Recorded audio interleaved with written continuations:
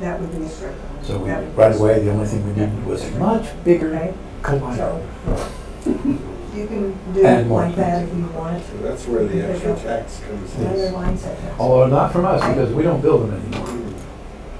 And then we sit back and are petulant about the fact that we get the data like a year and a half after the European. We don't have to, because we know that the Earth is only, what, 8,000 years old? 6,000. 6,000. 4004 BC.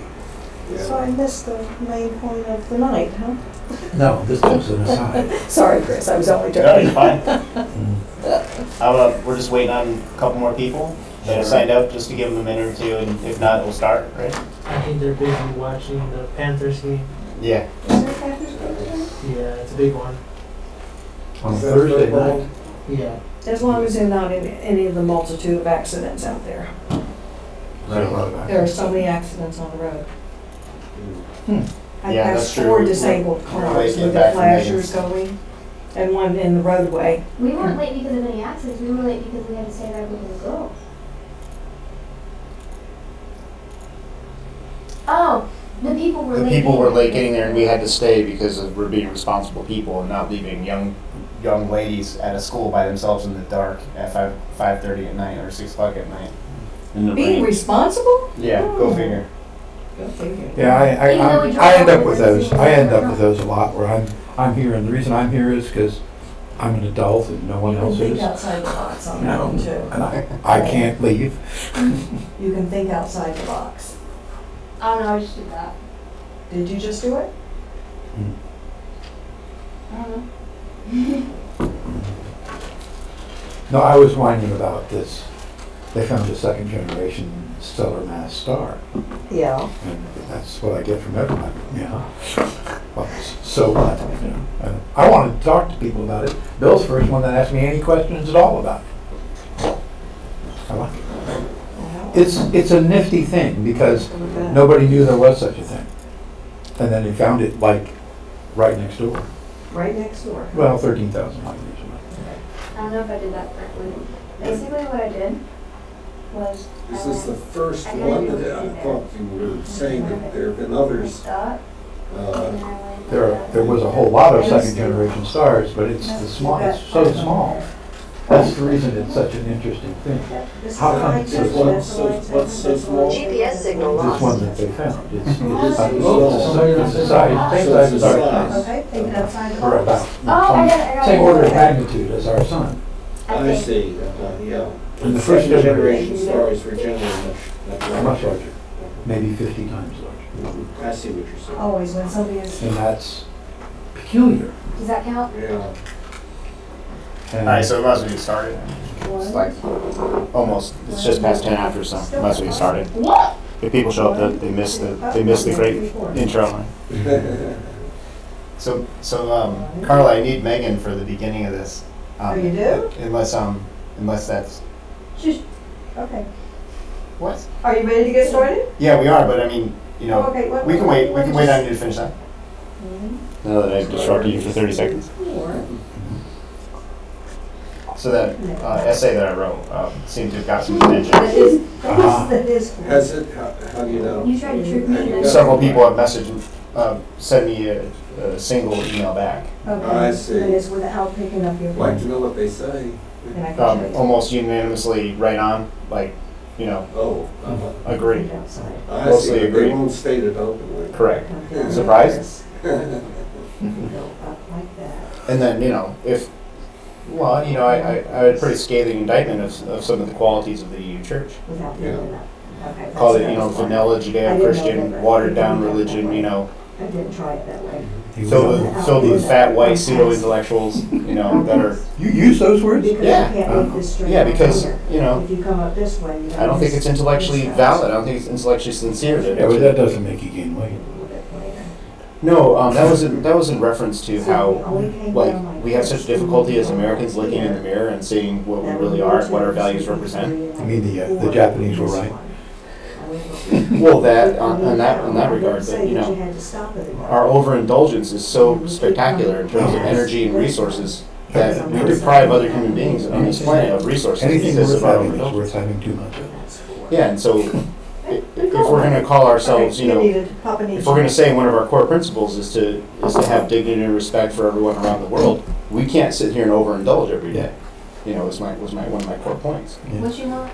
So the first thing we're talking about today is emojis, right? Oh yeah. So this is about different forms of communication. Well, the kids have an encoded language that we adults are somewhat familiar with, but for the kids, it is an actual full-fledged encoded language. It might as well be a foreign language, right? I hate emojis. I never use them. The majority of uncool kids use the emojis as a version. Actually, it's a language, and if you as an adult don't have much exposure to it and you see some of their text messages with just tons and tons of emojis intermixed with text, most adults would have really no idea what's actually being said in there. I would assume it would be something that they would not want their parents to read. You're exactly right. So there's some obvious ones, like a kitty cat would imply, you know, something vulgar. The eggplant, for example, is like there's a purple eggplant, and that's supposed to mean, you know, like male genitalia. They also have. Oh, see, she knows something about this. It's because my friend Tori educated me on it a while ago. She was showing me text between her and her boyfriend. GPS signal lost. One of them was Someone's GPS is on. like a little peach, and then it had like 3 little water droplets, and then the eggplant emoji. And I'm like, what does that mean? Something very disgusting and And horrible. and she's like, let me explain to you what it means. Right, right. And so parents seeing that for the first time would have no idea that has that kind of vulgarity in the meaning. And so it's not just a vulgarity, it's also like certain icons have come to have a cultural meaning, right, amongst the youth, the young culture. And there's some right here, just to give you an example. Like, to me, this is just peace, brother, right? But no, this is the sassy... Playboy bunny ears? This is the sassy, I know I'm flawless emoji. No, it's not. Well... That's a lot. I'm sorry. I'm a teenager and I know a lot about these emojis. That's an old one or something, an old interpretation, or an adult interpretation. Yeah, that's not what it means at all. Okay. So what does it mean? It means peace. Okay. That's what it means. Okay. Well, here's just like a quick list of several of, like, you know, what was a hamburger patty mean, right? What does it mean? It's the Do I want to know? Seems to be just literal hamburger. Okay, wait. Whoever wrote this site doesn't know crap about emojis, There and you everything go. on here is wrong. You're not looking at a kid's site. That's nothing new. You should have read all of this Yes, stuff. that's actually about right. The rockstar emoji, like this, Right. that's what that means. They got that one right. The thing you never used emoji? That's And your true. chair. That's Okay. true. So, Nobody ever uses If that. somebody sent me a text message and that was in there, I'd have no idea that's what that meant. I'd be like, what is that, a leg of a lamb or something? Like what is that? Eggplant? So No, like it's just, no, it's a joke, Dad. It's the emoji that nobody ever uses. That's why they called it that. yeah, see, so. That What was it? But it means Somebody made that roasted up sweet to mean potato? something, didn't it? Roasted sweet potatoes. Yes. Okay, CD-ROM emoji, what does CD-ROMs mean, right? What they really mean, you know? that's what they mean. They could argue they mean platinum and gold albums, right? Taylor Swift and whatever. This is a big cry. Wait, actually, So this isn't crying, this is the whining emoji, right? Yeah. So. that's true. Well, Actually, thanks. I'm glad you're here, Meg. so when people send the little disc emojis, Uh-huh. it also depends how you send it and what you send it with. So let's say you were talking about an album or something and then you were to send those, that makes sense. But if you just were to send them in a regular text, it wouldn't mean that at all. It would just So mean emojis something can else. have different meanings based on their implied context, and the children know the difference between. Okay. So Like, somebody can send you a really rude comment, and then they actually will put that peace sign up. This person is probably going off of what people say when they're like, you know, or like when they're mad at you or something. Because that's what happens when people are mad. The caterpillar emoji. Wow, I didn't know that's what it meant. Huh, that's funny. It means bug. so my point is that there's been like in the era of, you know, very much SMS text messaging, there's been a whole subtext kind of created amongst the youth. That's it's definitely a valid form of communication. Everyone knows what they mean when they send it back and forth. But it's also, to some extent, antisocial because it's cryptic to a majority, especially the adults. It would be cryptic to them, right? Sometimes it confuses me. So this confuses you as well. So if it confuses you, do you ask the sender for clarity? What it means? Sometimes, because like I don't use a lot of emojis when I'm talking. Like they don't look right with my text messages. But like this one girl, when I was in 7th grade, she was being rude to me and she was saying how she was gonna beat me up. And then she's like, you know, I'm here and blah blah blah. And then she sent the peace emoji and then like a 100 symbol. Like I don't know what that meant. And I'm like, are you like saying that you're there for me or what are you saying? And like I just was really confused, so I responded with a question mark. And then she just didn't respond after that. And I'm like, I don't know what this is, but okay. So plus kids have horrible grammar when it comes to social media. Like it's getting worse and worse. The more people I talk to, but it's not a requirement. Yeah. I don't care. When I talk, I use words, full words. How about capitalization, punctuation, and paragraph? My friends always tell me, they're like, you sound so sophisticated over text. Chill out. And I'm like... So you're drinking the adult Kool-Aid bag, watch out. Yeah. And then we bag it at 7-Eleven. So, Michael, you were going to say? I was going to say, Robert Heinlein wrote a science fiction story many, many years ago, shortly after World War II. And in his science fiction story, there's an intelligence agency in space that discovers that if you have your own culture in two different places, the easiest way to send a secret message is to have two teenagers talk to each other. And they'll just deliberately be as so you won't be able to understand them, and the adults can't. And that's just to let everybody who thinks they're being nifty and new to do this with emojis. It's teenagers have been doing it as long as there's been language. That is true, but more and more adults are getting used to teenagers talking like this. Like my mom, when she hears my friends talking, or like she goes through my, like I have them in a group chat, and she's like, she knows exactly what they're saying because she catches on. She's starting to catch on. Yeah. So over time, people catch on, but like adults have always been catching on. That's why they change it every 3 months. And then as soon as the adults adopt it, it's not cool to the kids anymore, and they move on to the kids, move on to something new. I haven't changed the way I talk at all. I hate using. Well, standard English will be I hate easier to using like understand the anything. text lingo. Oh, those are the hieroglyphics I use for my Right, so writing. this is the next piece, is that there's also this talk of emoji, this idea that it's just a regression back to what we've already known for years as a great form of communication. And emoji actually isn't a negative form. Like, there's debates online about whether emojis are good or bad, and some people are saying they're terrific. They convey tremendous amount of meaning with a very simple symbol. Just an icon. And a picture's worth 1,000 words, and an icon can have great symbolic meaning, right? In this case, in literal form, like these are all literal objects. You have a snake, a bird, etc. Megan knows, she did this. What was this one, the twist? Do you remember? It means H. No, but the twist, do you remember what they said it was? Like it was a twisted reed or something? Yeah, that's a reed. And so these symbols, just used in different combinations, can convey all types of meaning in ancient Egyptian hieroglyphic. What Please. about V and W? Huh? What's the Which W? V and W. I can't see it. Oh, they're both the same.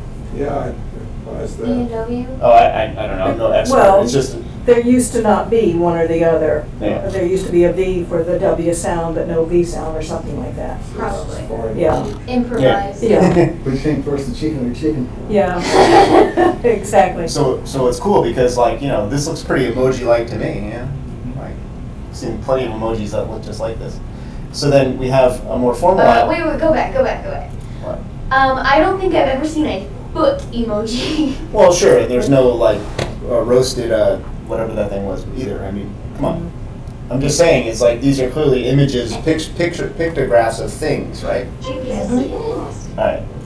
So then there's been plenty of languages like the cuneiform and later on the Asian languages, right, with their symbols that have gotten much more sophisticated in their syntax, right? But they are still more or less emojis, right? One symbol means a word. Like there's a symbol for mom, there's a symbol for etc. There's a pictogram. But There's a it's pictogram different. for every. It's different when it's written than when it's spoken, but we all know that. Right. But it's still the same, back to the same kind of idea. It's like an icon, more or less, for represent a word or an idea. And kids don't just talk like text lingo while they're texting. Kids, it bothers me so much, they'll like use those slang terms, you know, while they're talking to like me. Like my friend Alexis did that the other day. She's like, TTYL, like, you know, talk to you later. And I'm like, just say, talk to you later. You don't say TTYL. Why?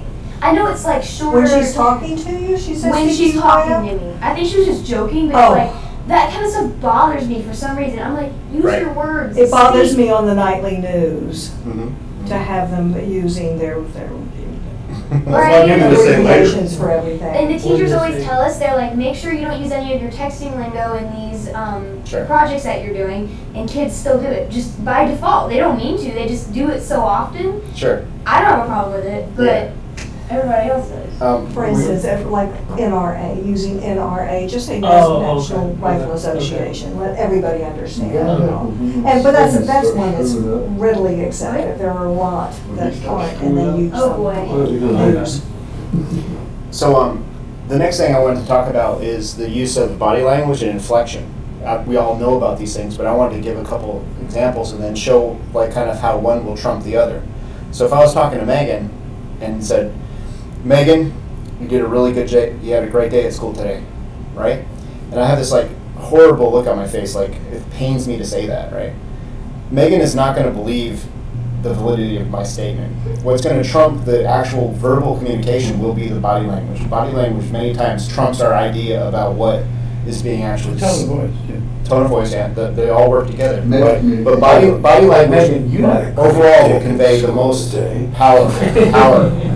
So if there's a conflict, if there's a conflict between body language and then what's being actually spoken, the body language will make up the person's mind more than what's being spoken, right? Not always, but most of the time. I read that in a psychological study. That was quite interesting. Megan and then Carl. The only time I ever use emojis are... Love you, dog. I love you, dog. Anyways, is when I'm saying, like, you know, I'm texting my mom and I'll be like, I love you, mommy, and then I'll send her a little heart. Or when I'm, like, one of my friends is being stupid and then I'm being sarcastic or I'm being a smartass, I'll send, like, a little happy emoji that's like the emoji, even though I might have just said something really rude. That's the only times I really use it, and I've kind of gotten away from using emojis. But usually the heart one is the one I use the most. Yeah. So body language and facial expressions in American Sign Language is everything. That's the whole context. The direction that you sign and away from you, towards you, towards the past. Whispering in sign language. What's that? Whispering in sign language. When you do it down here like this, that's whispering. Yeah. And of course, everybody who can see it can still see it, but they know you're whispering. Yeah. So I thought that was funny. What Megan was talking about was, you could refer to that as meta communication. In other words, this is how I intend for you to interpret this ambiguous thing. Right. So that body language, and then what even goes further with the body language is the actual contact.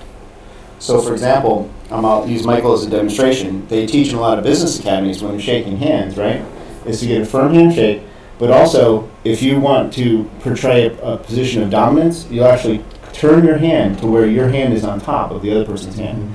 And it conveys through that language that you are the one that's in charge of this situation. And you can also pull the person in. Pull the person in. And use your other hand like From what I understand, Trump Trump does, yeah. He grabs people and pulls them in. He sends them off guard, right? I don't think it's happened often enough for many of you to catch on, but if you do that to me, it's the last time I'll ever shake your hand. Right. Yeah, I'm not going to say anything about it. Some people are aware. But I'll be standing there and you'll be holding your hand out and I'll just nod my head. Yeah. And you'll finally get the idea. I do not wish to shake your hand. And if you want to bring it up, I'll explain it to you in English, but I won't take your hand. Some people, just to finish, to complete this, some people will do this opposite. Here again, Michael. Some people will also cant their hand to the dominant one to show that, like, you know, you feel free to take charge of the situation. Now, they teach this in actual business acumen classes and stuff. But they also, some people learn it naturally just by having it, by interacting so much. They take on the same kind of idea without even really realizing it. They just do it naturally. And men do this hand crushing thing all the time, and they think it's cool.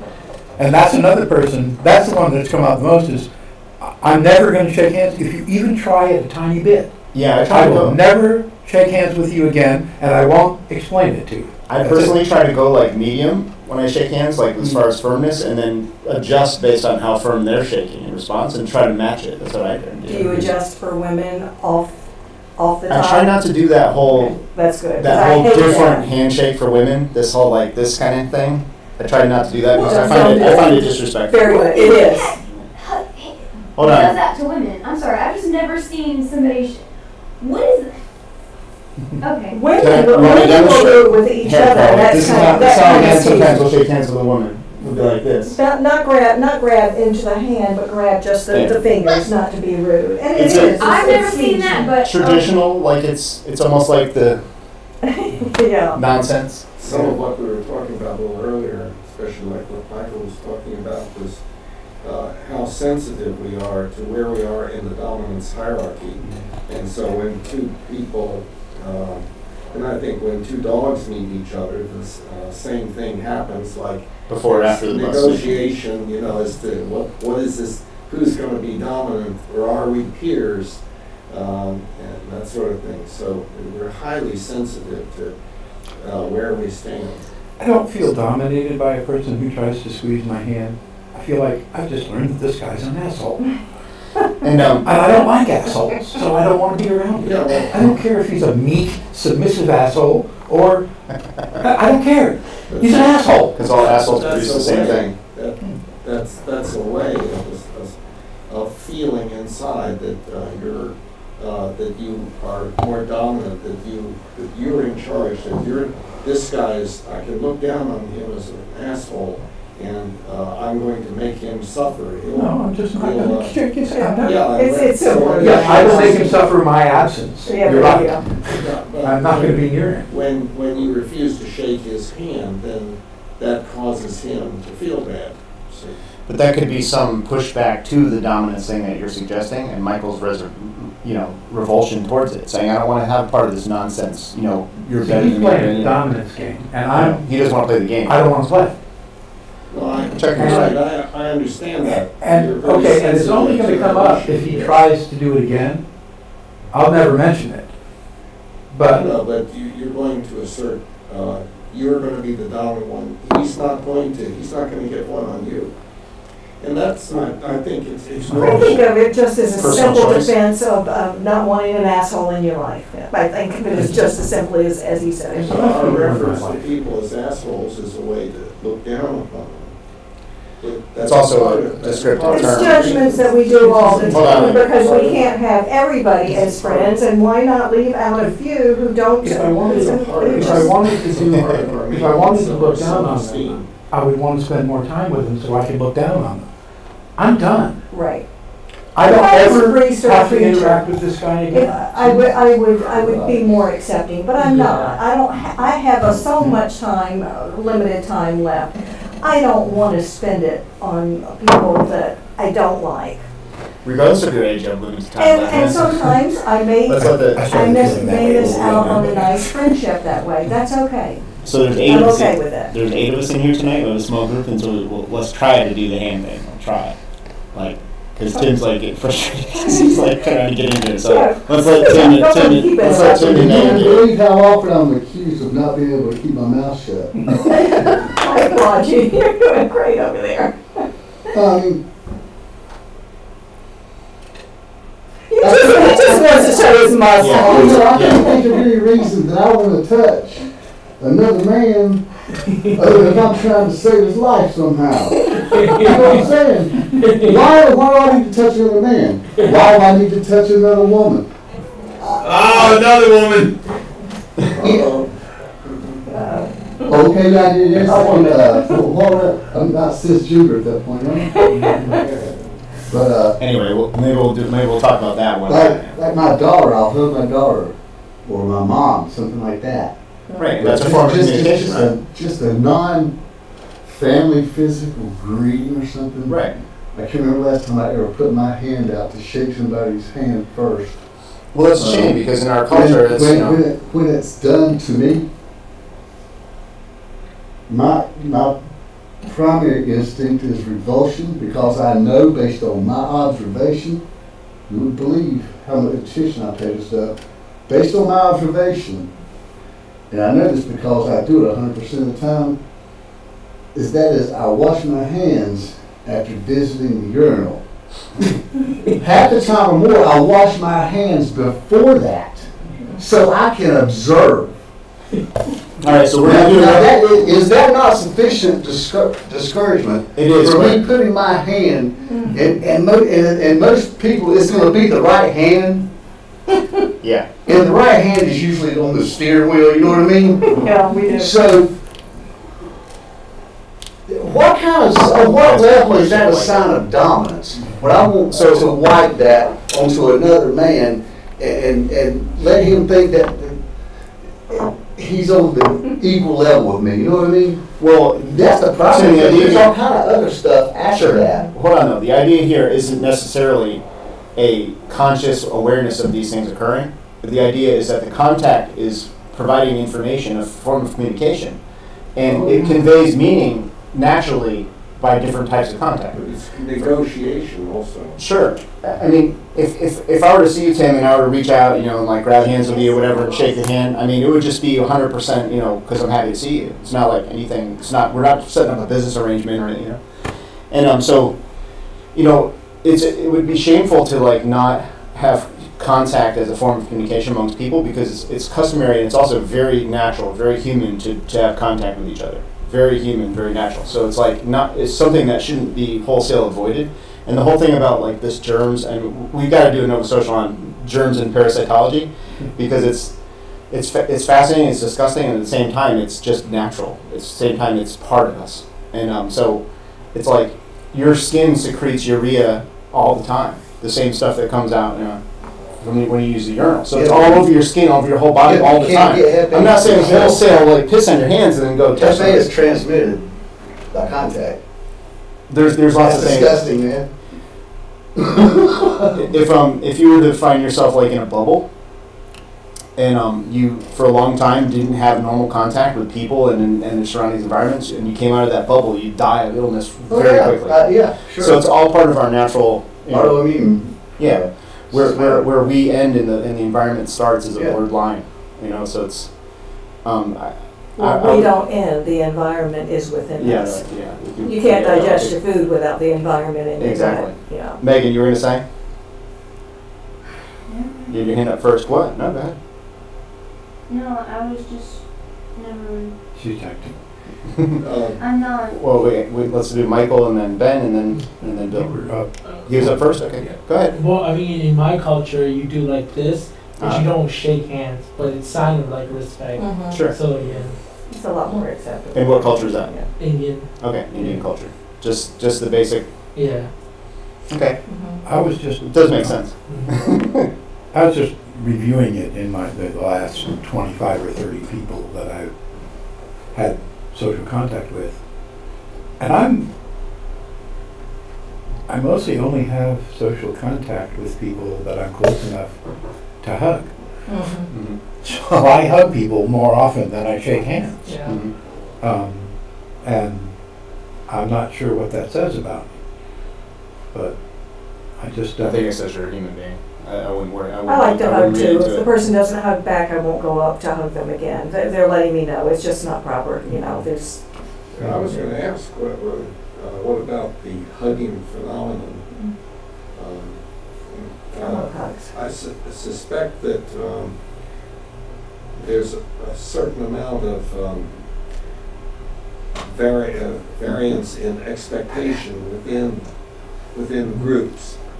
So within a particular group, there may be more hugging because that's what we do. But in another group, there wouldn't be. Well, so in American culture, a hug is obviously it's a term of endearment. It's an endearing thing. That embrace in our culture is well understood as, you know, a sign of affection. It's not a sign of a sexual advance. You know, it doesn't have to be. It can be, but in majority, it's not. It's just a friendly embracing, warm gesture between two people that are usually well acquainted. And And normally between two women or opposite sex, it's very rare that you see men frequently hugging. But you do sometimes among family members. Be some significance to the amount of time of the hug. Yes, absolutely. How strong or weak it is. Yeah, we can talk all night about just hugs. What parts of the body can be in contact and so on. When I hug old people, when I hug old kind of frailer, more frail people, I lean over more and I go much more gently. When I hug someone my own age and stamina, whatever stature, I give pretty firm, right? So like I give a firm hug because I like that. I like to receive firm hugs, and I've been told I'm a great hugger, so it must be working. So anyway, please, Michael. I got to talk about hugs again. Yeah, please. Let's talk about hugs. They're important. Something happened to me at the Y. It was a couple of years ago, and I had been going real regularly. And this woman had seen a man that I had known there, who was just effusively grateful for some advice I gave him, far more than I thought he needed to be. But you let him do that, and he gave me a hug. And then I was talking to this woman who had seen that, and she says, "Have you known him for very long?" I said, I guess like altogether 3 or 4 months, but it's been, like once a week here. So I don't really, it's not like a real good friend of mine. And she said, but she still hugged him. And I said, well, yeah. And she said, how well do you need to know somebody to hug them? Pardon me. I don't have a rule. But then we sat there working on machines and talking for like 20 minutes. And she asked me if I'd give her a hug. And I said, sure. And so I did. And 3 days later, another friend of mine said that a third person there had wanted to know if that woman, if I'd known, if I'd seen that woman after a long time or something, and how well, and I was like, I just met her. And there was this three-way exchange that took place over a week, because I had to wait till different days when I saw different people about, was that like a public display of affection that you didn't think was appropriate? And she was like, the woman who had the question originally was like, no, I just wondered, I thought in my mind that this was an old friend that you hadn't seen for a long, long time. I'm like, no, I'm much more of a hugger than that. And she said, well, how long have you known her? I said, about 20 minutes. And then she said, can I have a hug? Just like that. I said, sure. And I just really wondered, she had never given me any reason to think she wanted a hug prior to that. So I wondered if it was just that most of the people she knows won't hug. Or don't. Yeah. And she would want one and didn't know how to get one, She also may have been going through something, Yeah. I mean, she may have had plenty of reasons that had nothing to do with me, and here's a guy who'll give you a hug. People often don't realize that they like hugs. I was watching the news. At the end of the news is a little segment to lift your spirits after 25 minutes. And the little toddler was going around at the park, and he was telling people, he was this tall, just going around, toddling around, hugging everybody, and telling them, we've got to go now, Mom said, let's go. And he goes to everybody. People started coming over to him. You're giving away free hugs from a distance. They started coming from a distance, and he stood there for 10 minutes going around from everybody, giving everybody hugs.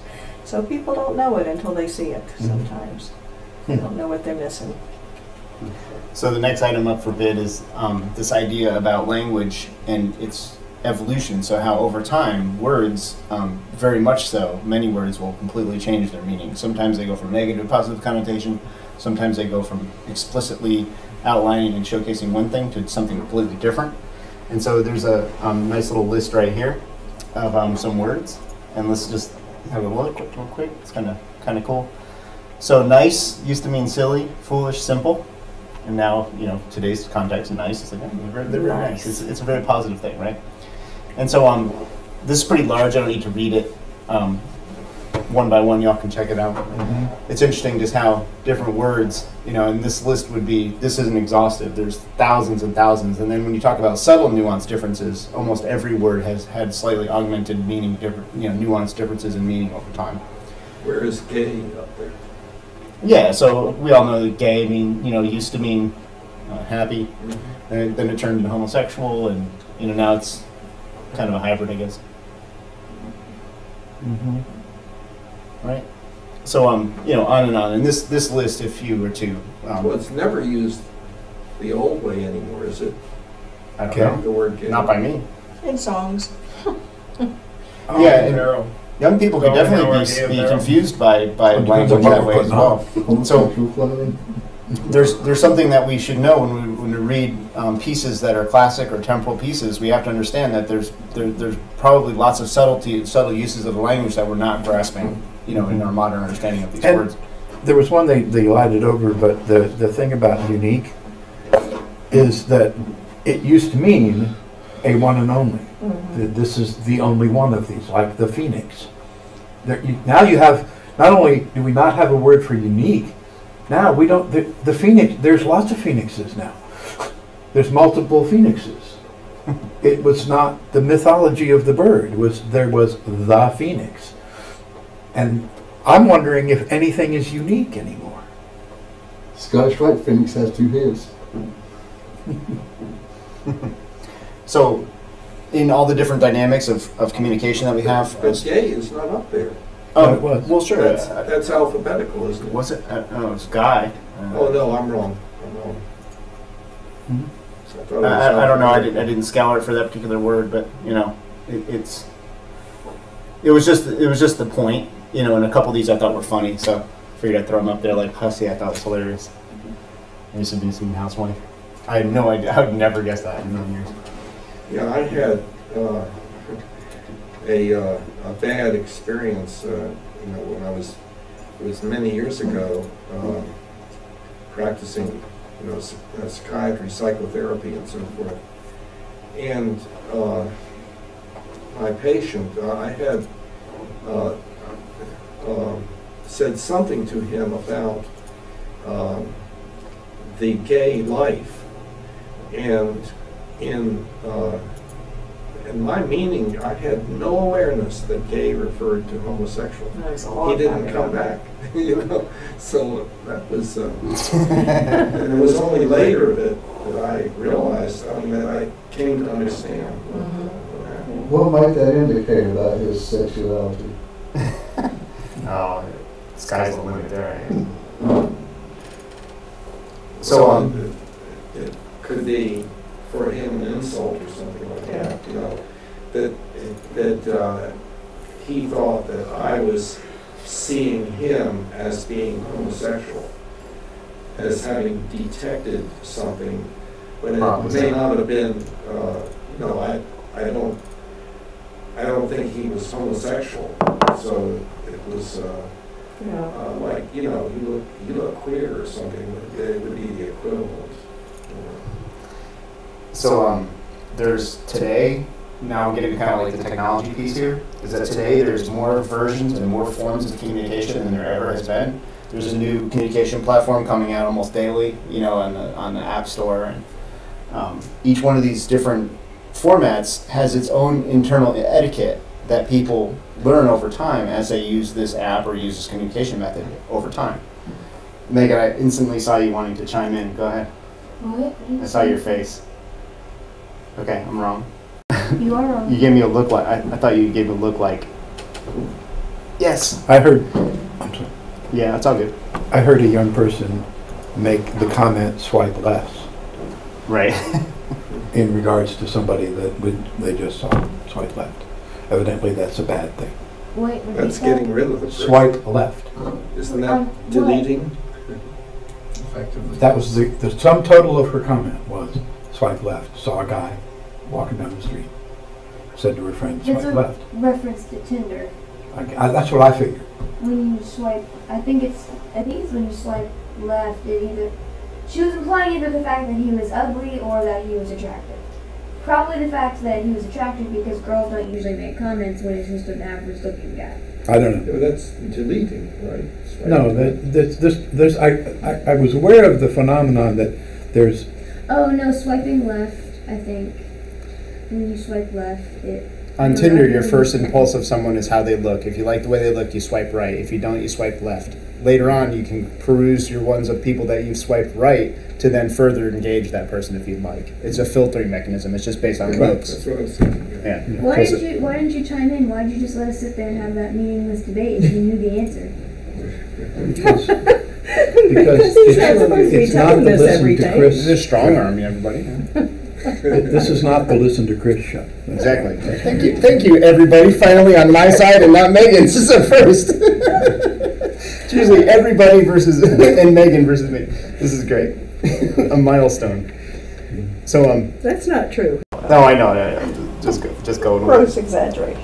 So in this modern era, right? So you have Skype, you have all these different chat derivatives. You have then hybrids. You have ones where chat and audio, and you can toggle them. You can turn off the audio. You can turn off the chat. You can turn off the visual, right? And so I don't know. yeah, and so there's this wide open buffet of communication options available to us today, and it's kind of bad if you're like a noob in some of these regards, and suddenly you're then trying to use these mediums, because there'll be an implied etiquette of those that have used this technology for a while and have kind of gotten in the sync with it, and now you're there just acting what you believe is normal, and within that platform you're now kind of making communication faux pas. So you're like now communicating that you don't know much about this technology. So there's another layer then, So this technology is adding these layers and layers. And at first glance, like all technology, this seems like a great thing. There's more options for people to communicate. It's easier. It's more fluid. But look at now all the different new dynamics you add, all the different, so you have to take the good with the bad in this. There's kind of a dark side to this. Whole new ways to be a dweeb. Yeah. Another reason to stay away from it. I don't need it. And so, in fact, corporations teach their employees. They have basically workshops and seminars and employee training where they teach etiquettes within different things. Email etiquette, right? Text etiquette, when to use email, when to use text for the business, what's a policy is, what's appropriate, and then how to communicate under those channels, because it's different and it's unique. For example, in emails, if you use capital letters on a word, that means you're shouting, right? Like most people are kind of aware of that one now. Texting too. Yeah, and texting. So like in those contexts, someone that doesn't know that could just try to be doing something for emphasis, and people that are reading it are like, man, this person's furious. Like our president. And so with lack of tone, coming across these nonverbal communication channels, these text-derived channels, right? The tone is automatically lost, and so we have to always know when we're writing something, the voice that we're reading it from in our mind is not the same voice someone's reading it from on the other end. They're reading it in their voice. And so our word selection then is kind of automatically censored because of this tone-deaf medium that we're trying to use to communicate. One thing people do is let's say they're trying to be sarcastic, they will either use an emoji or they will put in parentheses like sarcasm, or they'll put in parentheses how they would be saying it. Like if they were talking to you face to face. Usually it's just when somebody's sarcastic, they do that. Because sarcasm, you can't really detect that over text unless you can. I never can. So sometimes my friend is trying to be sarcastic. I'm like, what?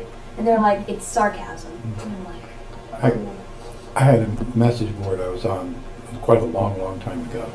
And one of the things people would do would put bracket / sarcasm bracket, which meant end of sarcasm. They're marking up their sarcasm. They would only mark it at the end of sarcasm, Now people use this thing called asterisks, like that thing that looks like a tiny little star. People will use that, and so another new thing that a lot of people have been. As the equivalent of underlining or emphasizing or quoting.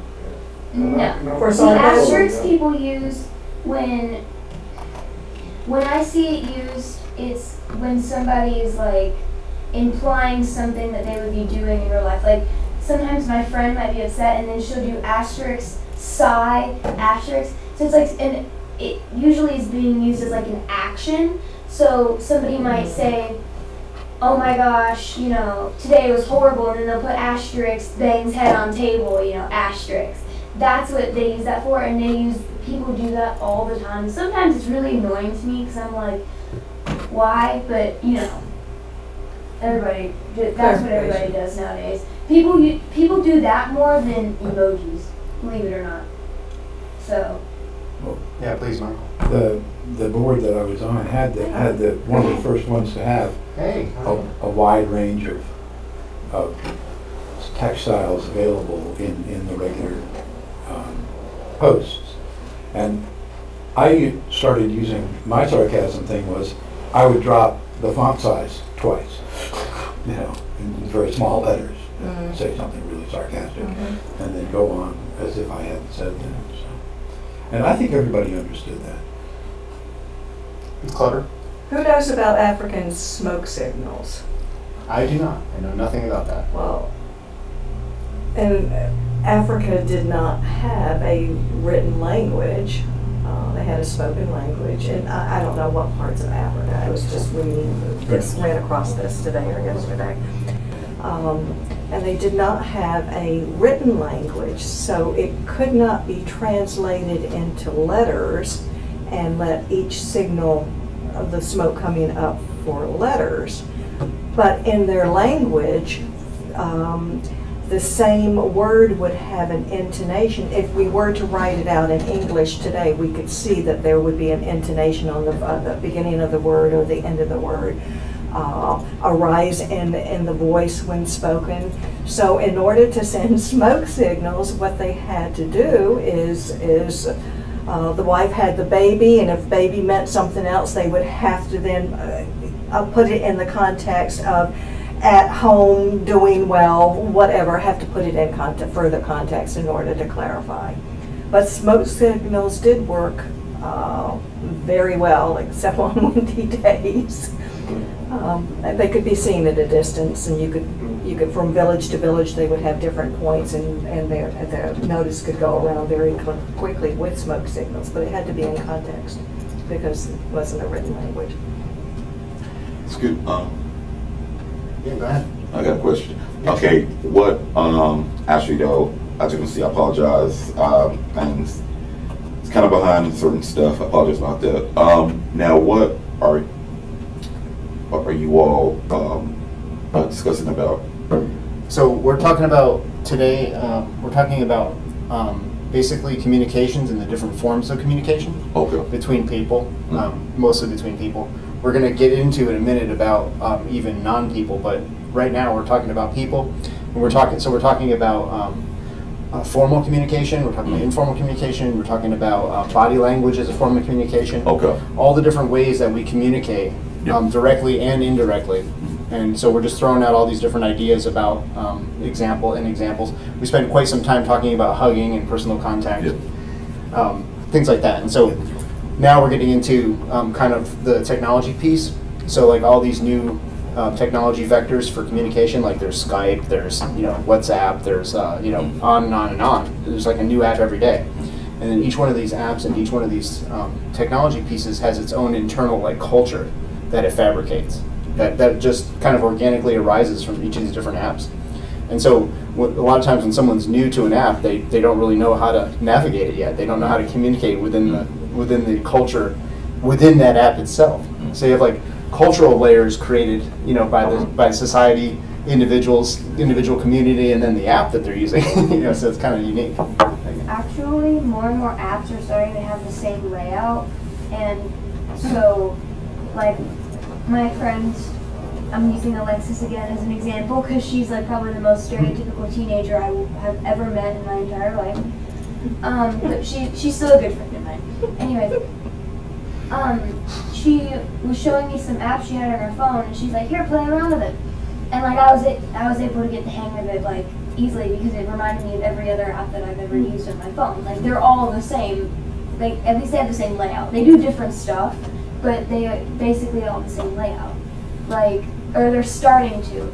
Like, especially on the social media apps, you'll have like down here, you'll have the search icons, and then, you know, the images will be up here, and then you scroll to see the images, and then they all kind of have like the same setup on them. That's what I've noticed, at least. Right, so that probably is true. There's probably some homogeny happening, because especially if an app is trying to gain traction, they want to put it into an interface that most people are now familiar with, so that they'll kind of clone what's happening from others. There's also an interesting dynamic in modern communication too, and that is the privacy piece. This is huge. So when people are using technology to communicate, many times, one thing that they absolutely want to have is complete anonymity between one another, like them and only them, the two people that are conversing, the only people that want to be able to see their information. So there's several apps now that allow you to have end-to-end encryption. So like when you type something, it's encrypted, it can't even be seen.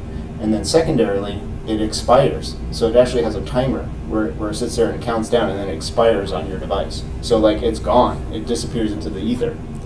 Is this like Snapchat, Megan? What? Snapchat, do the messages expire?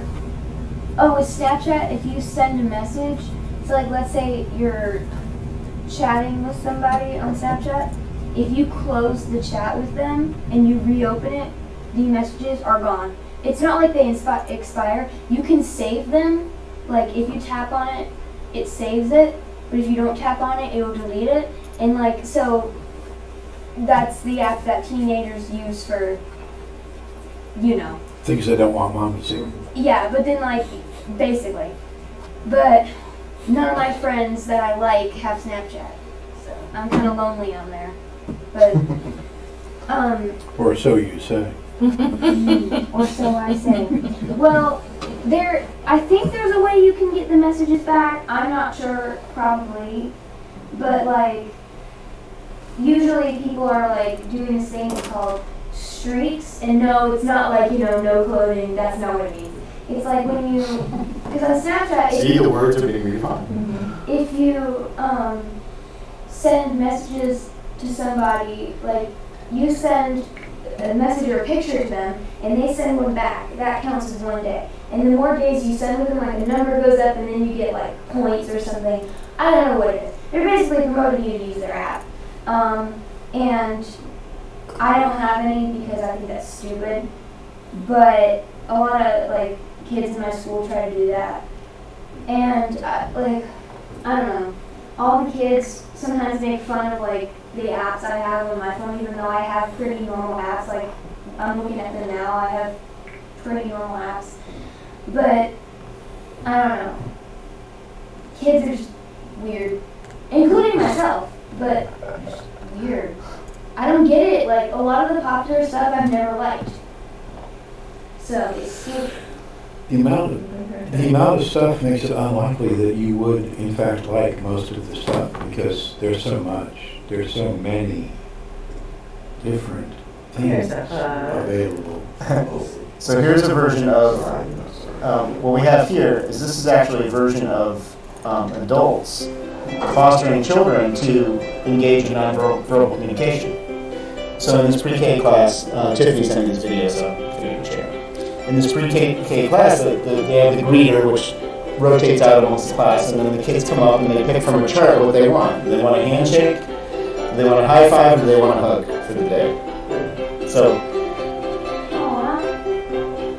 they all come through and they pick. And so they're encouraging, you know, this contact, this camaraderie, because this is the ultimate form of human expression. Is contact. It's absolutely the most strongest form of communication amongst two people is physical contact.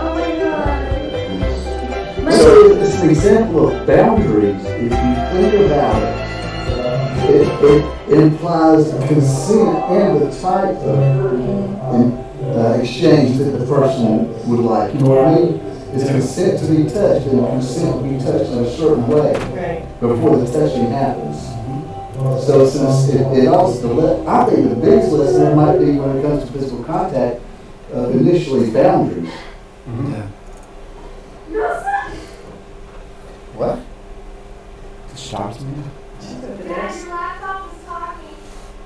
Your laptop's talking? Really? Yeah, it was talking out there a minute ago. Wow, that's weird. I unplugged it. What was it talking? It was repeating every single thing that you were doing. Wow, that's bizarre. You must have been watching a live stream on YouTube, and then the feedback or something like started messing with it. How weird. Okay. I thought like there was somebody in the other room or something watching something on their phone, and I'm like, Okay, so now there's another form, and Bill has mentioned this before, a derivative of it at least. So there's another form of communication that we do, and it's how we display ourselves, our makeup for ladies. Most of this men can make up too, but you know. Some should. what? There's clothing, there's choice of attire, right? I chose this shirt today. I chose these pants, you know. I chose this shirt. It was next in line. You know, it wasn't a depth decision. Those differences are starting to matter less and less. Yeah, but you know, sometimes though, depending on what I'm partaking in, it depends on what the activity is. I'll select something completely different to wear because I'm trying to represent myself a certain way, right? And so that's definitely a version of communication, how we display ourselves, right? Peacock feather and everything. So that's a, you know. I think, Bill, you've used it in reference in one of the examples of the dominance, you know, component. But it's where we stand in the hierarchy.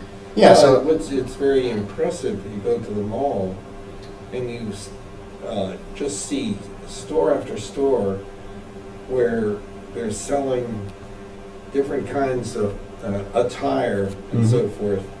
Like you know, and what is it that makes the difference? You know, it's what it makes you look like to others, and whether they look up to you or look down upon you. Sure, It's a culture. absolutely.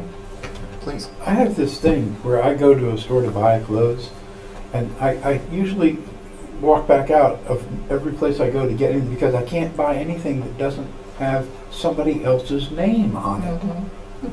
Why would I want to wear clothes with some? I don't want to wear clothes with my own name on it, but why would I want to have clothes with someone else's name emblazoned on Taking a it? page out of my book. I said that same thing so many times. I understand that people want to show off that they bought this new expensive line of clothes or whatever, but this stuff isn't expensive. I can get it at Walmart, and it's still got the same word on it. It's a brand name. I'm paying extra to advertise somebody else's brand of clothing. Or de-advertise it based on how you are. I suppose in my case it might be. They ought to pay me not to buy this So stuff. the question is, does this have an actual bearing in human nature? And I think it does. For example, if you were to dress up in a tuxedo, okay, and your date is dressed up in a fancy dress or whatever, a nice evening gown, and you're walking down the regular street downtown or anywhere, you're walking down the street to go from the parking lot to your destination. Didn't do valet, you parked in the deck, right? And you're walking to your destination. I can almost guarantee you the way that you're walking and the way that you're carrying yourself is totally different than if you were wearing sweatpants. Okay? Yeah, Megan. yes. Because, like, especially when, I don't know if women do this as much as, like, teenage girls do this. They put on high heels and then they be strutting. Well, the heels actually change the way you have to walk. Well, I understand, but, like, they take it. Not that I have a lot of experience. It's obvious that they're strut. Yeah, they work it. And sometimes when I wear them, I try to do that too because, for one, it's fun. But of course, like when you're wearing nicer clothes, you're probably going to be carrying yourself better. So wouldn't you carry yourself completely different if you're in pajamas at home versus a bikini at the beach? I mean, you'd be carrying yourself When completely different. would you ever see me in a bikini? Well, it's just not you per se. I'm just saying. What is the fun in wearing high heels? I can't identify with that. They're culturally oriented with A lot of men are being turned sexy on by and high attractive. heels. It's sexy and For attractive me- in our culture. Personally, for me, I love the sound they make when you walk with them, and I like how they make me a little taller. That's why I like wearing I guess it's the functional equivalent of the Harley Davidson for the man. them. So it's like boom, boom, boom. Megan, close your ears. One man told me one time high heels tilt the ass differently. Yes, they do. Well, by nature, it would have to change the shape, the alignment of the pelvis for sure. So that's. He must have been tall. Well,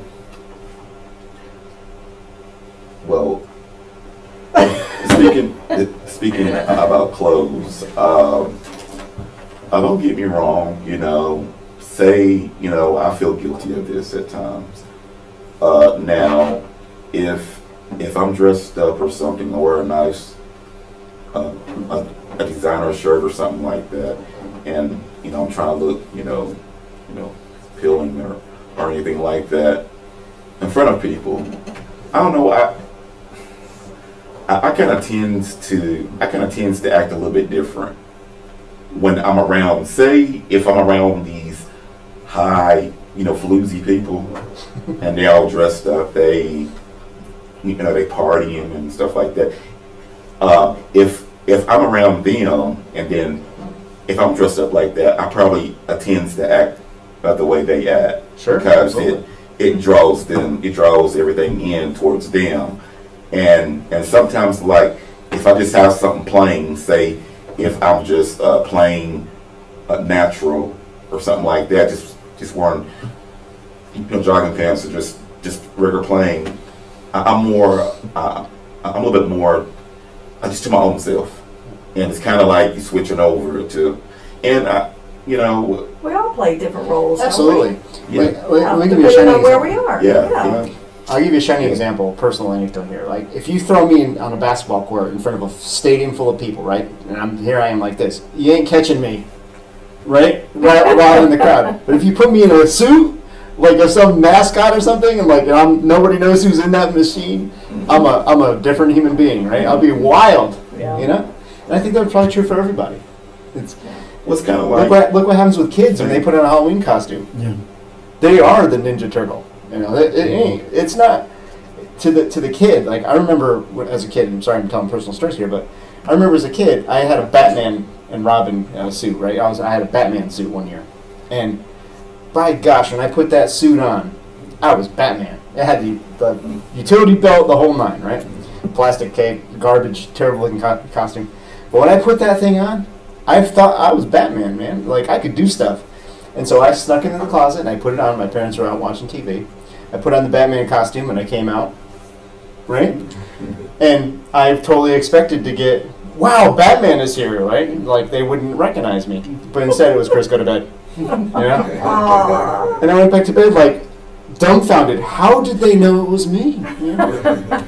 And so we grow from that a little bit as adults, but still, when human beings put on a costume, the spirit of that costume infects us, and there's nothing we can do about it. We will adopt it to some extent. it's kind of to some degree, it's kind of like you being a fake. It's like you put on these nice fancy stuff, shoes or whatever, and then all of a sudden you meeting around this whole group, and it's like it's a whole bunch of fakes. It's like it's not really you. It's not really you though. Or maybe when you're dressed in your normal, regular, everyday clothes, that's the fake. Maybe that is you. Yeah. One instance, and you tell me, you would be the one since you're the black man here. Tell me if I'm wrong, okay? But what I have noticed is that for church, people dress in the black community for church. They don't dress down. There are no jeans, and there are oftentimes a lot of hats. That's right. Right. That's okay, so it's a cultural thing too. Right. It's a cultural thing too. And they do dress up. I mean, all the blacks. It's not just for church. Black people, when they're out and about, for the most part, not just with their buds, or whatever you would call, church. They do dress up. I used to be that way. But right now, I kind of got away from that. It's like, hey, if I wore something decent, hey, that's fine. But I used to be like that. I used to be like that too. Oh, I don't think anything's wrong with it. I wasn't making a statement that there's anything wrong. Only that it's cultural. It is cultural. Yeah. And then why are you wearing the hat? Why they wear the hats in church? Yeah. Well, It used it's to be part of the suit. Yeah. yeah, Well, yeah. the women, It's not suit. the women I was talking about. Oh, you're talking about The But- women in but- church. hats. The hat used to be part of the suit. I mean, it really was. You Uh, didn't wear a suit without a In some hat. religions, the men wear the hat, not Right. the women. Right. And some women do dress up and wear hats too. Mhm. And some do wear hats. Megan's hanging from her arm. Thank you. Go ahead. So back in my day, like That was when like I last was week. like, I don't know, I just remember being little, and hardly remember this. Whenever my friend Sydney would come over, it's usually her. Sydney, not Cindy. Sorry, Sydney. When she would come over, we would go through my closet or her closet, whichever house we were at, and we would probably find the nicest clothes we could find, and we were pretending to be princesses. And then we'd have like a little tea party, typical girl stuff. But I just remember, like when we did that, I wasn't the, regular Megan. I was like sophisticated, sit up straight Megan, and it was like, and I had money, I had all the pets, I had everything I ever wanted. And that was, it's fun sometimes to do that, but sometimes people do it so much, and maybe not like with costumes, but it could be like with the way they act, that it becomes a default state of mind for them, and it like changes how they used to act. And that happens, especially when somebody's like growing up. Like, I don't act like how I did when I was, 7. I don't walk around wearing kitty cat leggings, or I act like a teenager because I feel like I have to. And so it's not just being in a costume that, people are quote unquote fake in. So that's my story from back in the day. Because I'm an old. Please, Michael. I had the same job for 33 years, and I didn't go to job interviews, and I didn't try to get promoted, and didn't do any of those things. I kept my job, just wanted where I was. I was a happy man, still am. And somewhere along the line, my last remaining suit and pants and tie it was a black suit. It became the dead guy suit. Mhm. I put it on when someone died. It's the only time I ever wore it. And then somebody convinced me that I needed to buy some clothes that would be fitting in any situation, because I might go into those situations. And I said, okay. And I had more money than I was used to, so I went out and I got 2 suits. And I've worn one of them like 4 times in the last 5 years, which is about when I did it. I've worn the other one once in the 4 years. And the first thing I noticed about it, one of the ones I wore my 3-piece blue suit to my son's wedding. And everybody was talking about how I looked in a suit. And I'm looking around going, the only people around here who aren't wearing suits are like the bridesmaids and the guys in the wedding party who were wearing tuxes. Mhm. And nobody's talking about their clothes. Why is and then I realized it's because I don't wear it. Mhm. And if I wear a shirt with a collar, people I know are all over how wonderful I look with my shirt with a collar, because I don't wear them. And I don't know that the reason I hardly ever do it isn't by now. Part of it is that I don't want to go through that. I don't want to have everybody talking about how horrible I usually look, only the way they put it is how nice I look right now, because I'm wearing a shirt with a collar. Or Well, you've done it to yourself by not wearing a shirt with a collar more often. Okay, So if they saw you periodically with a shirt with collar, long sleeves, dressed up, I suppose. they would have nothing to talk about. So. I suppose, but I just, for me, It was odd. That's all they well, were and talking it was, about. and it means every time I've taken the suit out and put it on for whatever reason I had, and it was almost always invited to some place where I knew everybody else was going to be wearing a suit. And time was I would have just gone without the suit because I just didn't care. And it's really hard to explain that the thing I don't care about is not the presentation or my position in the dominance hierarchy. The thing I don't care about is clothes. I don't care about clothes except for two things. Do they more or less fit and are they comfortable? And if you're wearing clothes, none of those is apparent to me unless it's obvious that your clothes don't fit you well, in which case I'll think maybe you need some more clothes and might talk to you about that. But I don't understand. I'm so far removed from it after so many years. I have no perception. And the high heels, my only reaction to them is at a certain point I go, God, those must hurt. They do. You know? And I don't understand, I don't understand any of it. Your suit made the statement with you walking in, and people had to comment on the statement because your suit was saying it for you. Yeah, and I wasn't saying it. You weren't saying it. I was wearing it. I was saying it because somebody said, are you going to wear, are you going to come? They didn't want me to come in the clothes I usually wear because they felt that would be making a statement. And so I wore the suit. To encourage you to do it more often because they would like to see you dressed more often. It's probably and I don't see. That's what I don't understand. Why in the world would anybody care what I'm wearing? I don't know. I love to be in a crowd they can with see you, the men they see with the cufflinks and the starched white shirt and the tie. Black tie events. I love that. I just love being in those. Whoever's in the fashion, whoever's in the fashion. The classic blazer with the lapels is a very old style, and the reason behind it, why it's so appealing and attractive, is it gives that V shape to the man's body physique.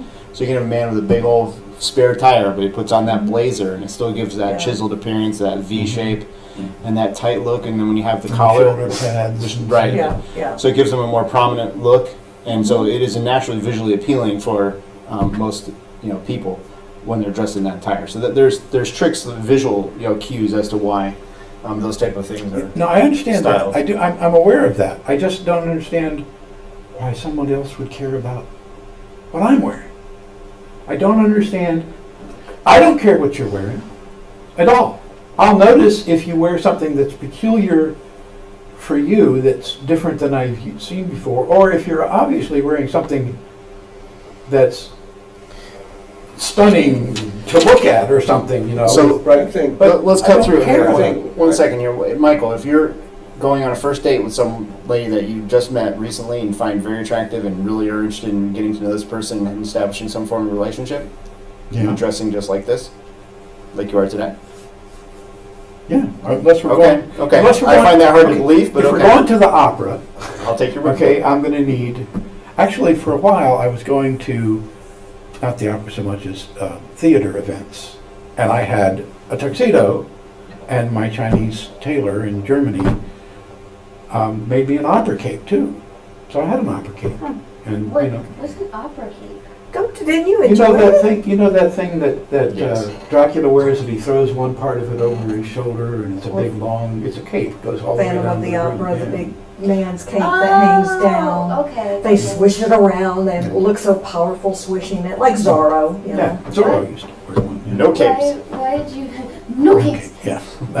Well, and I had one, and it was a costume. Yeah, it's a costume. I put on the costume, and I did it because this was the most pretentious bunch of people I had ever regularly spent time with in my entire life.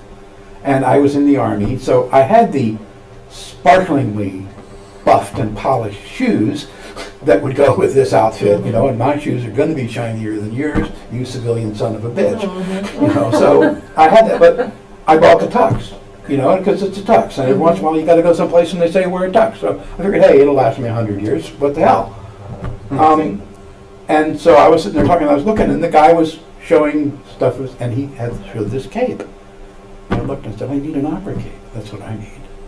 And this comes from, having not spent much money in quite a long time, and now I got a big pile of money I got to spend on something. So I bought an opera cape, and I loved secretly it. Dr. Strange. I loved that cape. I really did.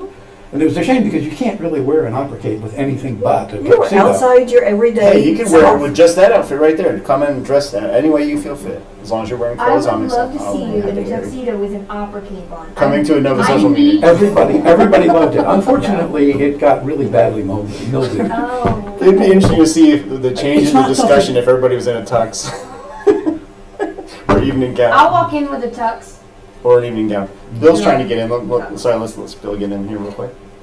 Well, a little bit earlier, you were talking about, why would somebody say I like that on you and so forth. And I think that's done a fair amount of the time just as a social convention of complimenting the other person. segue. And so if there's something unusual that doesn't look bad, then the person can say, I like your whatever it is.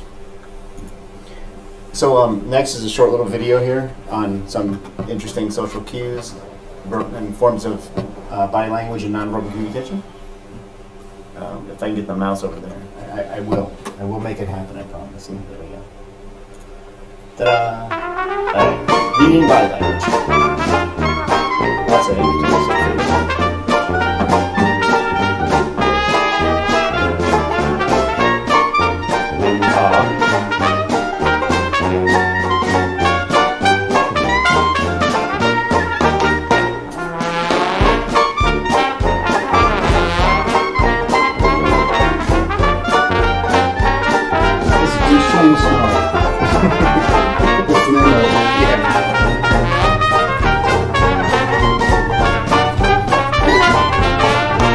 Someone baring their teeth versus getting your full face and engaging a smile, you can tell the difference.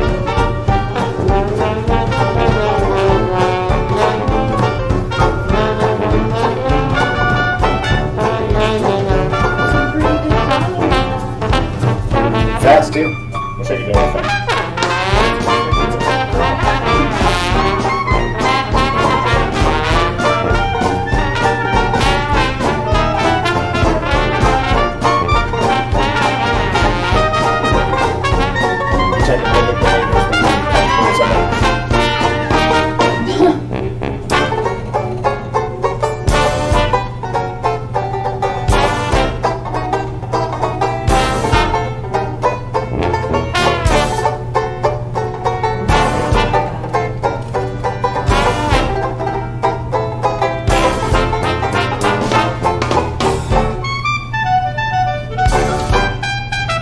This says the cross I'm arms. so sorry.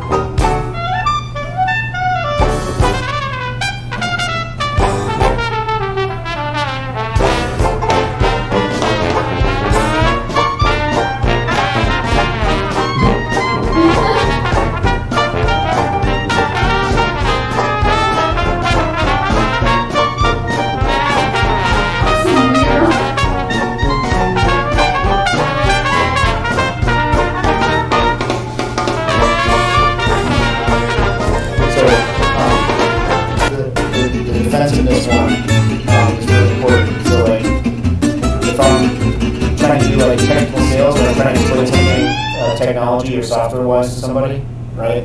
And they're like that, I immediately start changing the way I'm speaking because what I'm doing is I'm talking over their head, techno babble, and they're stressed out and they're closed off because they don't get the hell of what I'm saying at all. So I quickly try to shift the language, and I found almost every time I can get them to uncross their arms. That's one that I watch for.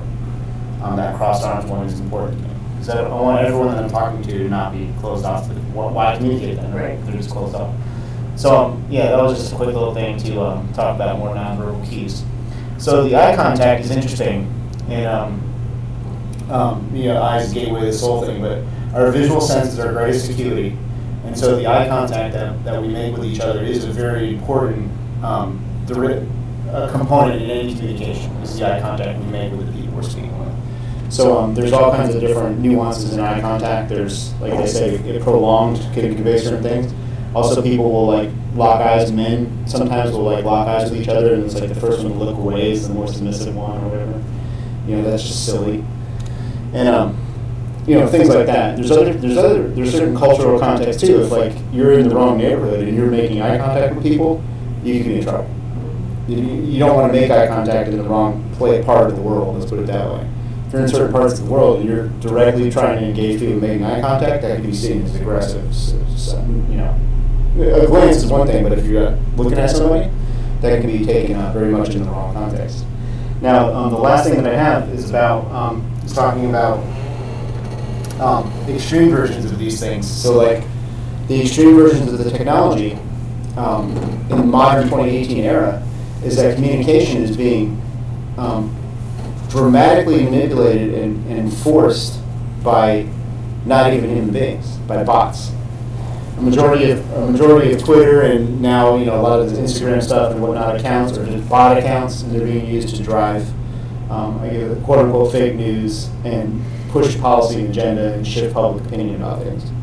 Right? So communication now in the technology era has taken on a whole new form. It's taken on this form of phony communication, completely wholesale false, with a direct intention to try to manipulate, masquerading as human to human, you know, communication.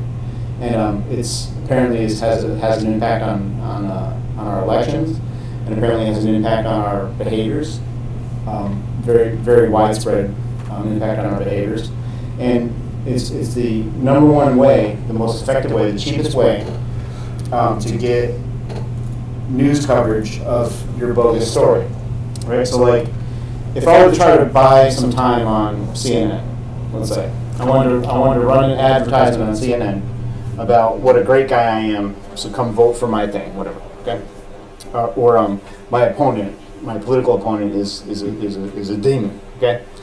All these bad things about my political opponent. It would cost me millions and millions of dollars from my campaign to get that on the news, to get an ad in the news, right? Mm-hmm. But if I can somehow generate enough social buzz, right, and create a fake news story or any story that gets enough traction, the people that work at these news stations will pick up that story because it's free, it's cheap for them, and they'll run that story. Well, to a lot of stories that are run on the news, Trump is absolutely right that all of the news stations are fake news, but this is not new news. Fake news has been fake news forever. There's an old quote from, I think it was Rockefeller, that says, if I can control 70% of all the newspapers, I can control the mind of the people. So massive investment went into the media of the day to control the narrative, because if you can control the narrative, you not only control what people are talking about, you control the orientation by which they're talking about that thing. Like, for example, our mainstream media today is still run by the Associated Press. The majority of the news stories are run by a media conglomerate called the Associated Press, and they have the power to dictate the public narrative across the public consciousness wholesale, right? So we were all talking about Mark Kavanaugh, like, a few weeks ago, right? And then before that, we were talking about, you know, whatever it was. Whatever's in that Associated Press, mainstream, every channel is talking about the same thing. Mm-hmm. Well, that's not free and independent news. This is direct, conscious manipulation of communication, right? To shape a consciousness with intent. This isn't a conspiracy theory. This is true, right? So, I don't know what happened. I had a perfect clip of that showed that, and I closed it. I don't know why or how I closed it, but somehow I closed it. But there's a clip. It was from one of the late night TV, like the it was like. What's his name? Oh gosh. Colbert. Yeah, Colbert. Thank you. It was Colbert before he went to ABC or whatever, on the Colbert Show, and they were showing clips of Fox News, CNN, all saying the same exact phrase about a news story. So, like, yeah, I mean, I think there's some nuanced difference between Fox News and CNN and MSNBC because they have their constituent audience they're trying to pander to. So MSNBC wants the liberal, ultra-liberal, you know what I mean? The U church people. The, you know. Thank you for that, Chris. Right? Nice to see you. Nice plug. And then, so then Fox News is like the typical Republican, you know what I mean? Gun-toting, Second Amendment, pride for my cold dead fingers, you know, Trump's my guy, you know, channel.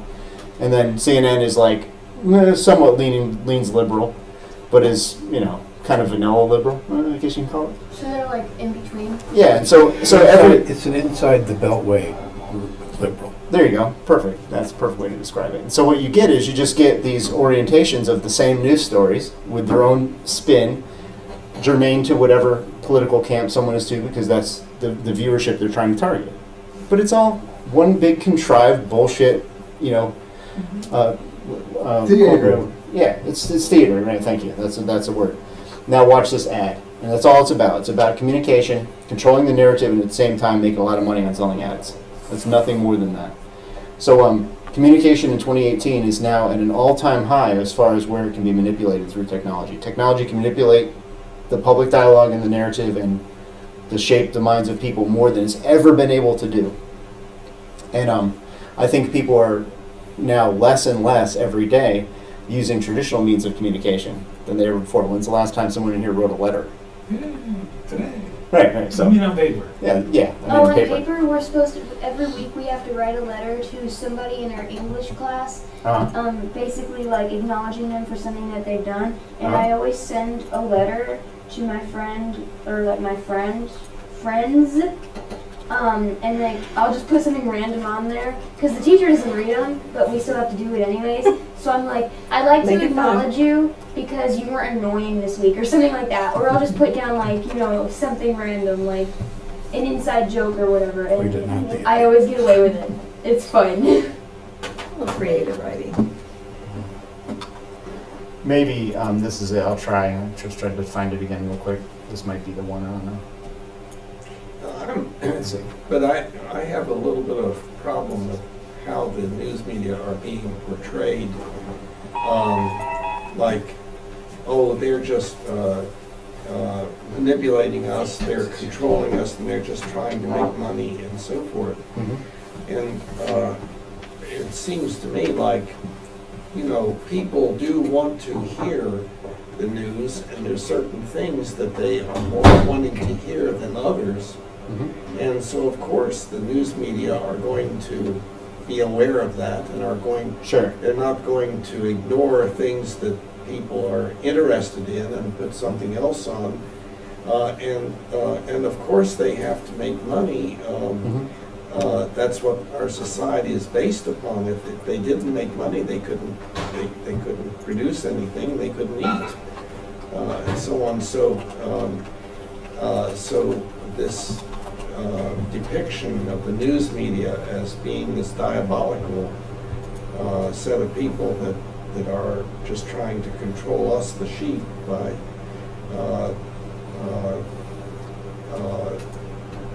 kind of. So that sounds nice, Bill, but I'm kind of going to look at the data on this one. So I'll pull up something. I got something here for you real quick, just to showcase this two things. I'll put this back over here. So here's, this is 90% of what we read, watch, or listen to is controlled by 6 media giants now, right? And so here's the 6 companies, GE, why. That's why you don't hear much about PCBs and nuclear reactors, right? Because GE owns so much media. You don't hear about, proof and point, everyone's looking confused. Right? Google on your own time, PCBs and nuclear reactors, and you see what I mean. Right? The caravan is not news the last couple of days. Yeah, so you don't see the caravan. It disappeared, right? It disappeared too. So about smallpox. So it wasn't having the interest that So here it is. It's like these are the predominant news outlets are all controlled by these massive media conglomerates, and which used to be a little bit against monopoly laws. But anyway, let's a quick look at this.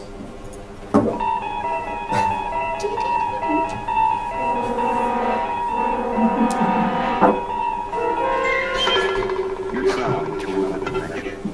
A dimension not only of sight and sound, but of mind. A journey to a wondrous land of all creatures and imagination. Your next stop, the Twilight Zone.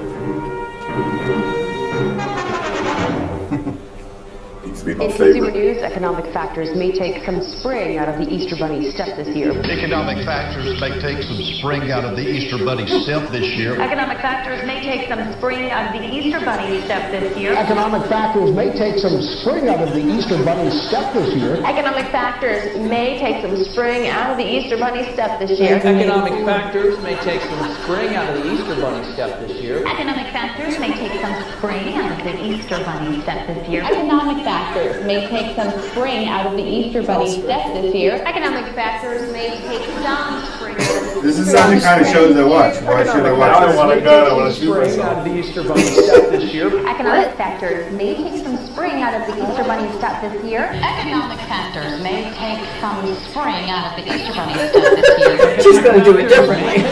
Spring out of the Easter Bunny step this year. Economic factors may take some spring out of the Easter Bunny step this year. Economic factors may take some spring out of the Easter Bunny step this year. Economic factors may take some spring out of the Easter Bunny step this year. Economic factors may take some spring out of the Easter Bunny step this year. Economic factors may take some spring We'll talk about that. out of the Easter Bunny. She messed up. There's some steps Professor out messed of up. the yeah. What? She went off script. Syndicated? Yeah, so this, like we just showed a second ago, a very, very small number of companies own a majority of all this media. And so, it's just this scripted nonsense that gets handed down and then, disseminated by your local, whatever. So, sorry about that.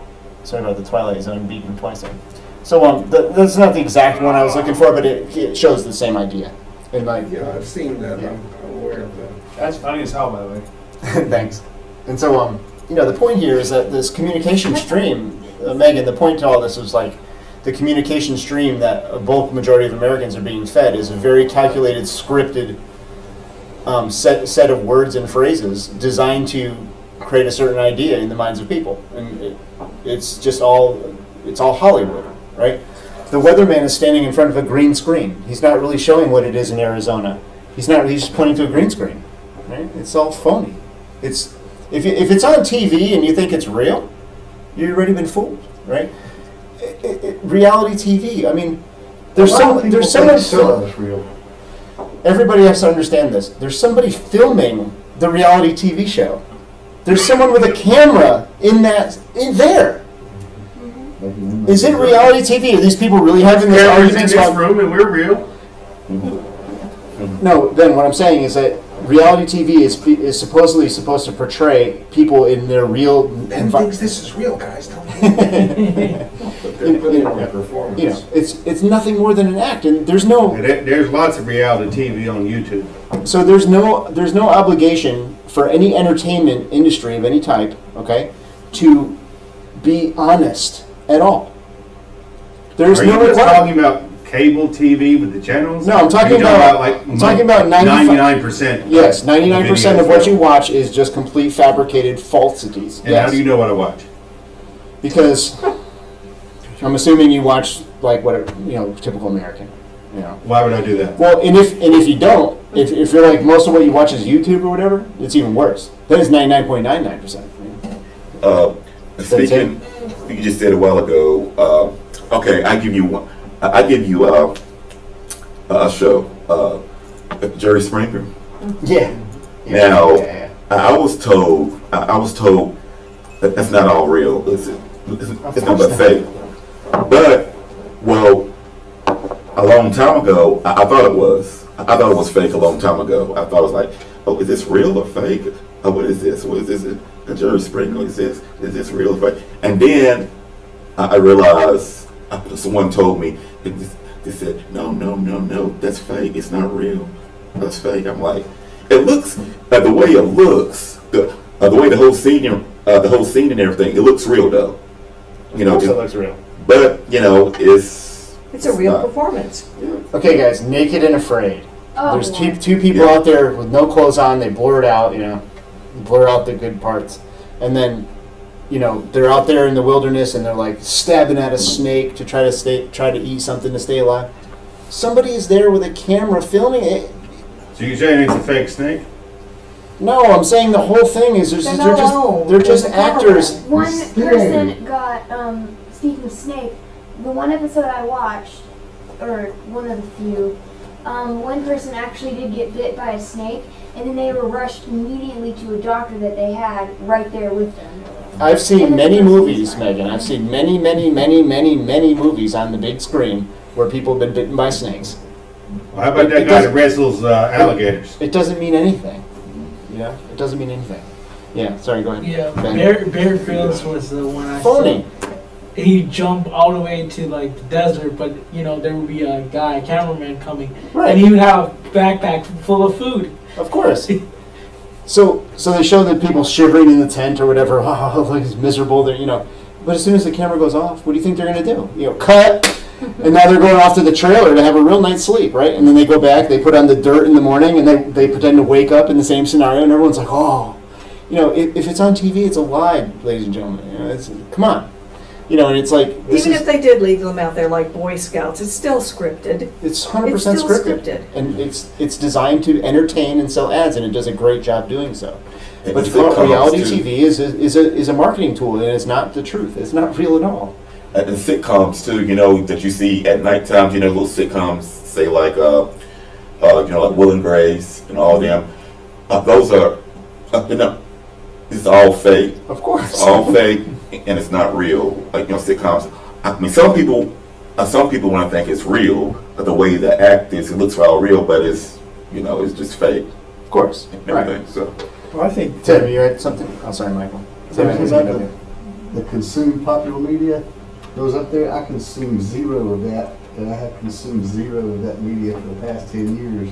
I look at alternative sources of information, and so on the body language ghost on YouTube is a good one. It's about establishing baselines, single instances of someone making a particular gesture or face means nothing. You have to first establish a baseline and use cues as a process of NLP.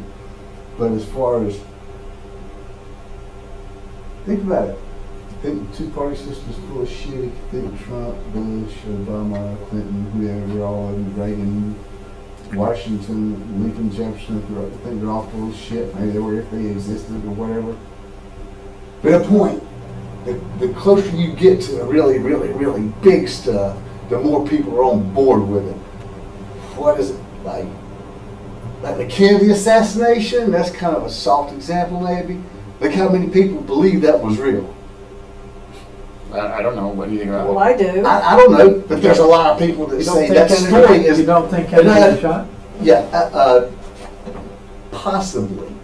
Let me say this. What I'm saying, just like the Warren Commission and the 9/11 report, I'm saying that information in there is 100% bullshit, and there is plenty of video evidence available to debunk 100% of it. That's what I can say. I can show you. As soon as they got off camera, Kennedy sat up and went on about his business, and somebody else.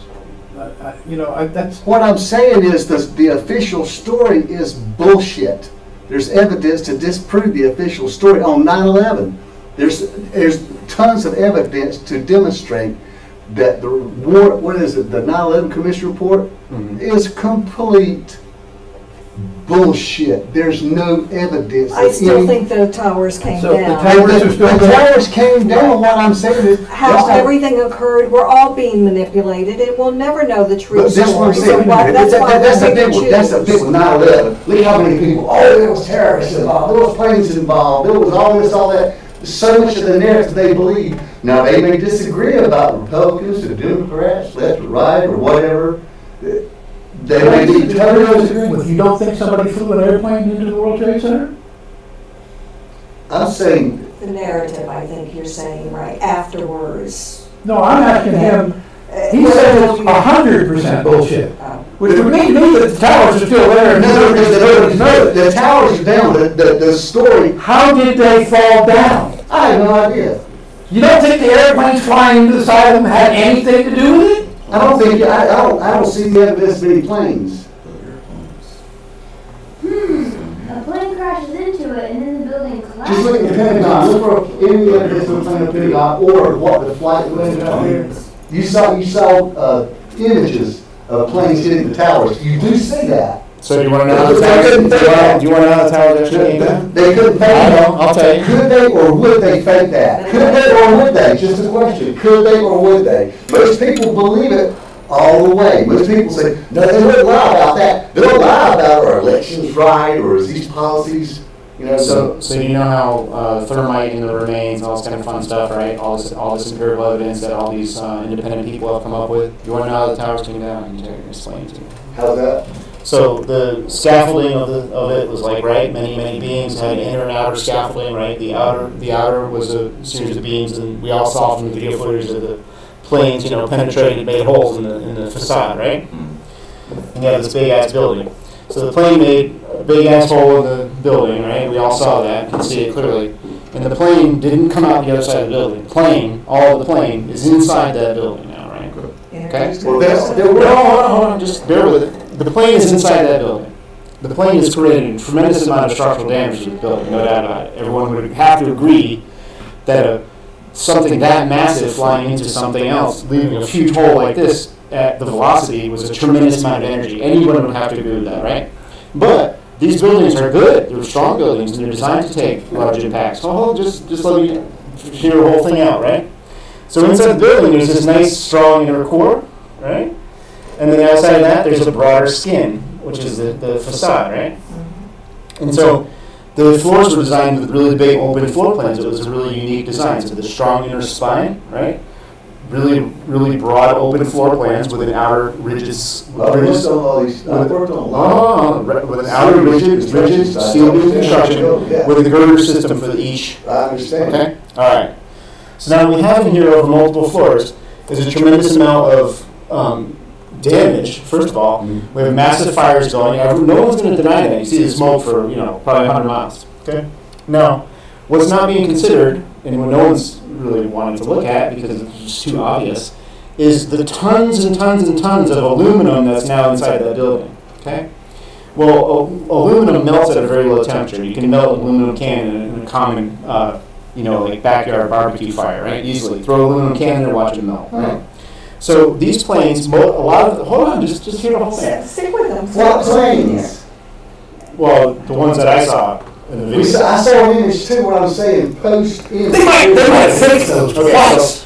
So there's no evidence for his story, let's go on and continue with this story. Then we'll get back to it. I'm just saying, they have no evidence of planes at the Pentagon or in the field. Only the images on the Twin Towers. Well, I didn't see anything about I didn't see any footage of a plane flying in the Pentagon. There's not. That I'm talking about the tower now, right? And so, from what I saw from lots of video footage that was played over and over on the news, is that I personally saw planes. I saw it in real time. And I mean, there's many pictures that have the same plane-shaped hole inside the building. There's video that shows the nose of a plane coming out the other side of the building. Of the plane leaves the other side of the building. Sure. It's not like. So let's say that's fake. What happened? When I saw it in real time. When I saw the image of that plane hit it, what you see is material from the building, structural components, actual physical materials coming out, all coming out. Yeah, so there's like this big particle debris, field coming out the backside of the building. Fireball, right? It's a jet fuel bomb, went off, right? So yes. I don't know what caused that fire. Well, hold on, let me get to the physics here. So if you take a Boeing 747, but that's hypothesis. If you take the total amount of aluminum that's inside the plane, if you take, there's no evidence. If you take the specifications, repeat stuff. If you go online and you look at the specifications for a Boeing 747 and you look at how much tonnage there is in aluminum in that plane, it's a massive, it's an incredible, massive chunk of aluminum. If a plane were to hit it. Right, let's assume. Let's just say if this is true in this case. Well, I mean, there's some passion about this, let's break it down. So then, assuming a plane did go in the building, which it seems, to my mind, did seem reasonably true here. So let's say, maybe it's not, maybe it is, I don't know, it doesn't matter. But let's say it did happen. Now we have megatons, multiple tons of molten aluminum inside this building now, okay, across multiple floors. Now what happens is the steel structure is still fine when it first happens. We have this impact, it first happens. What happens is they have this massive jet fuel fire and tons of atomized and molten aluminum all over the place. There's pools of aluminum coming down. You can see pools of aluminum coming out the side of the building, right? People say, no, that's not aluminum, it doesn't burn. It doesn't burn red like that. Well, what does burn red like that is aluminum oxide combined with iron. What happened is the fire system, the sprinkler system went off, turned that molten aluminum into aluminum oxide, which instantly and automatically violently reacts with iron, Fe. You can look at the thermodynamic reaction, it's called thermite, right? So the system itself, just the nature of the buildings and the iron combined with the aluminum oxide, creates massive amounts of thermodynamic heat. Massive amounts. And that was described in Operation Northwoods. Incredible amounts of thermodynamic heat gets created. Yeah, right? the Northwoods program explained all that. That was what. So what you end up inside this building is you end up with a foundry inside this building. You end up with a steel foundry inside the middle of the building now because of this thermodynamic reaction. And it doesn't happen instantly. That's why the towers don't come down instantly. This incredibly, one of the hottest burning things we use commercially is thermite. And this is the chemical reaction for it. So all that aluminum was the fuel that caused that incredibly intense fire. It wasn't the jet fuel and all this bullshit the 9/11. That's part of the report, yes. So then that's why you see the molten steel pouring out some of the holes inside the building. That is the official report, yes. And so then what happens here is since you have a spinal system to this building that is now melting in a foundry, weakening and melting in a foundry, right? You get that soft spot where the plane went in, and that weight of all the tonnage above it is just too much. And then, and of course, once that top part of the building starts going, I'm aware of the official theory. No, that's not the official theory. But he wants to make his own theory up, and you're not listening to it. That's my theory because I went online and I looked at how much You were talking about Boeing aircraft striking the structures.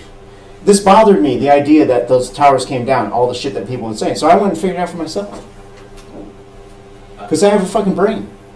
Okay. I don't just listen to what people tell me. I think. But you saw the planes hit it on TV. That I did. That's that I did. And we've already established that you cannot trust everything that you see on TV. Right. But then again, there's also...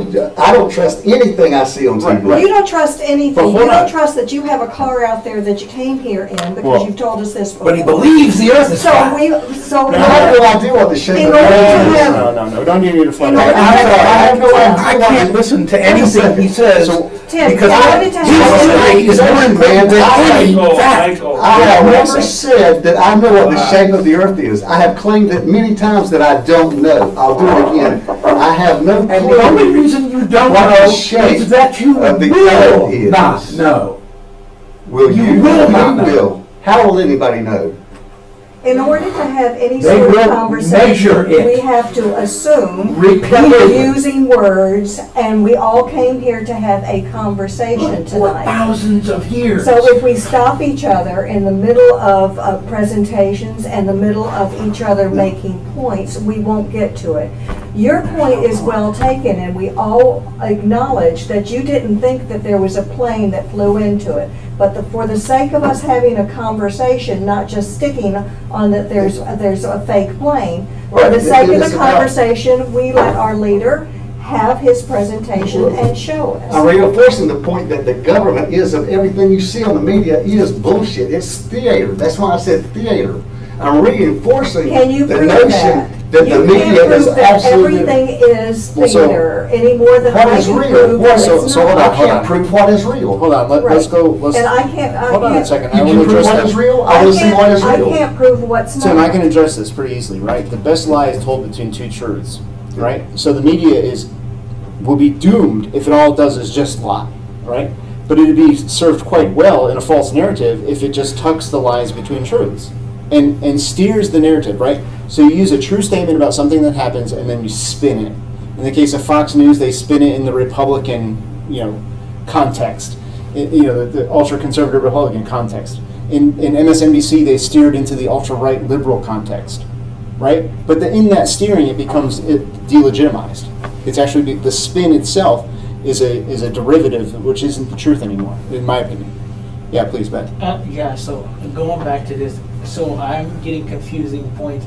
So was United 93 shot down, or did they actually fight all the way into the cockpit? Well, I would have no way to know that, but I would. But to me, I'm not saying they didn't fight all the way to the cockpit, when they had box cutters and knives. I'm not saying that. I'm not saying Donald Rumsfeld didn't make that call to shoot down the plane. And I actually went to the field and it was pretty cleared up.